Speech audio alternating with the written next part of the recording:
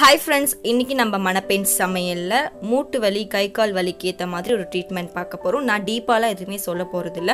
நார்மலாவே நிறைய பேருக்கு வந்து மூட்டு வலி இருக்கும். அது எதனாலன்னு உங்களுக்கு தெரியும். எதனாலனா வாயு தொல்லைனால தான் உங்களுக்கு வந்து முட்டி வலிலாம் அதிகமா வரும். சோ அந்த முட்டி வலி எல்லாம் சரி செய்யறதுக்கு எப்படி ஈஸியா வீட்லயே வந்து சாப்பாடு கூட சேர்த்து ஒரு வைத்தியம் பண்ணி சாப்பிடுறது அப்படின்றத தான் நம்ம மணப்பெண் சமையல்ல பார்க்க போறோம் फ्रेंड्स. இன்னைக்கு நான் என்ன கொண்டு வந்திருக்கேன்னா mudakatran கீரையை நான் கொண்டு வந்திருக்கேன். ரொம்ப ஃப்ரெஷ்ஷா நான் வந்து தோட்டத்துல பறிச்சு கொண்டு வந்திருக்கேன். இது கிடைச்சிச்சுனா நீங்க கண்டிப்பா எடுத்துக்கோங்க फ्रेंड्स. இது எப்படி யூஸ் பண்ணி சாப்பிடலாம் ஏனா கசக்கும் இல்லையா, அது எப்படி கசக்காம சாப்பிடுறதுன்னு பார்க்கலாம் फ्रेंड्स. இன்னும் நம்ம மணப்பெண் சமையல்ல சப்ஸ்கிரைப் பண்ணாதவங்க சப்ஸ்கிரைப் பண்ணுங்க. பக்கத்துல இருக்க பெல் ஐகானையும் பிரஸ் பண்ணுங்க.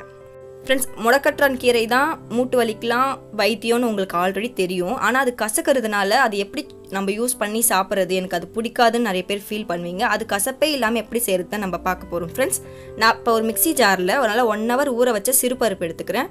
சிறுபருப்பு எடுத்தீங்கன்னா உங்களுக்கு வாய்வு இருக்காது. 1 ஸ்பூன் அளவுக்கு சில்லி பவுடர் போட்டுக்கோங்க. 1 ஸ்பூன் அளவுக்கு தனியா பவுடர் ஆட் பண்ணிக்கோங்க. தேவையான அளவு உப்பு போட்டுக்கோங்க. போட்டுட்டு சிட்டிகை மஞ்சள் பொடி சேர்த்துக்கோங்க फ्रेंड्स. 3 பூண்டு சேர்த்துக்கோங்க. போட்டுட்டு நல்லா பேஸ்டா வந்து மிக்ஸில போட்டு நல்லா அரைச்சிடுங்க. அரைச்சிட்ட பிறகு புழுங்கல் அரிசி மாவு சூஸ் பண்ணிக்கோங்க. பச்சை அரிசி வந்து மறுபடியும் மூட்டு வலியில வரும். சோ புழுங்கல் அரிசி மாவு நீங்க 1 கப் அளவு எடுத்து நம்ம அரைச்சி வச்சிருக்க பேஸ்ட்ல நீங்க மிக்ஸ் பண்ணிட்டு கடாய் வச்சுக்கோங்க. கடாயில வந்து கொஞ்சமா ஒரு 2 ஸ்பூன் அளவுக்கு எண்ணெய் விட்டுக்கோங்க. எண்ணெய் ரொம்ப கம்மியா ரொம்ப கம்மியா சாப்பிட்டாலும் முட்டி வலி வரும். ஏனா வந்து பிசுபிசுப்பு தன்மை இல்லாம இருக்கும். கொஞ்சமா சீரகம் ஆட் பண்ணிக்கலாம். 3 காஞ்ச மிளகாவை நான் கிள்ளி வச்சிருக்கேன், அதையும் ஆட் பண்ணிக்கலாம். சிட்டிகை பெருங்காய பொடி வாய்வு இருந்துச்சுன்னா பெருங்காய பொடி ரிமூவ் பண்ணிடும். நான் வந்து mudakatran வந்து பொடி பொடியா கட் பண்ணி வச்சிருக்கேன். நல்ல எண்ணெயில வந்து வதக்கிடுங்க. வதக்குனீங்கன்னா கசப்பு வந்து சுருங்கிடும். அடுத்து வந்து ஒரு பெரிய வெங்காயம் நல்லா பொடியை நறுக்கி நான் ஆட் பண்ணிக்கிறேன். ஒரு 2 நிமிஷம் இது எல்லாத்தையுமே நல்லா வதக்கிக்கோங்க. வதக்குனப்ப இதுலயே வந்து பாதி கசப்பு உங்களுக்கு குறைஞ்சிரும். இப்போ தேவையான அளவு உப்பு போட்டுக்கோங்க. போட்டுட்டு கொஞ்சமா உப்பு போட்டுக்கோங்க.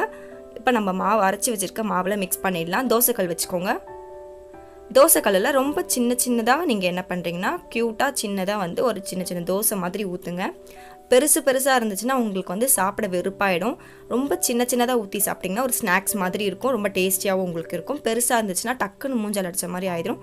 சாப்பிடுறதுக்கு உங்களுக்கு வெறுப்பா இருக்கும். சின்னதா நீங்க ஊத்திட்டு கொஞ்சமா ஆயில் விட்டு நீங்க யூஸ் பண்ணிக்கலாம். நல்லெண்ணெய் இருந்தா நல்லா பெட்டர். அதனால நல்லெண்ணெய் கூட நீங்க யூஸ் பண்ணிக்கோங்க. டபுள் சைடு திருப்பி போட்டு வேக வச்சுக்கோங்க फ्रेंड्स. இப்போ இது கொஞ்சம் லைட்டா இதுல கசப்பு இருக்கும். அந்த கசப்பு தெரியாம இருக்கிறதுக்காக நான் ஒரு சட்னி வந்து நெக்ஸ்ட் வீடியோ போட்டுருக்கேன். அந்த சட்னியோட நீங்க சேர்த்து இந்த அடையை நீங்க சாப்பிட்டீங்கன்னா உங்க முட்டி வலியும் கியூர் ஆயிடும். ரொம்ப டேஸ்டியாவும் இருக்கும் फ्रेंड्स. கண்டிப்பா வீட்ல ட்ரை பண்ணுங்க. கண்டிப்பா உங்க உடம்ப பத்திரமா பாத்துக்கோங்க फ्रेंड्स. எப்பவுமே உணவு தான் மருந்தா இருக்கணும். மருந்து உணவே இருக்க கூடாது. சோ உணவுல நம்ம மருந்து சேர்த்து எப்படி சாப்பிடுறது நான் சொல்லி கொடுத்தேன் फ्रेंड्स. Bye friends. சப்ஸ்கிரைப் பண்ணாதவங்க சப்ஸ்கிரைப் பண்ணுங்க. பக்கத்துல இருக்க பெல் ஐகானையும் பிரஸ் பண்ணுங்க.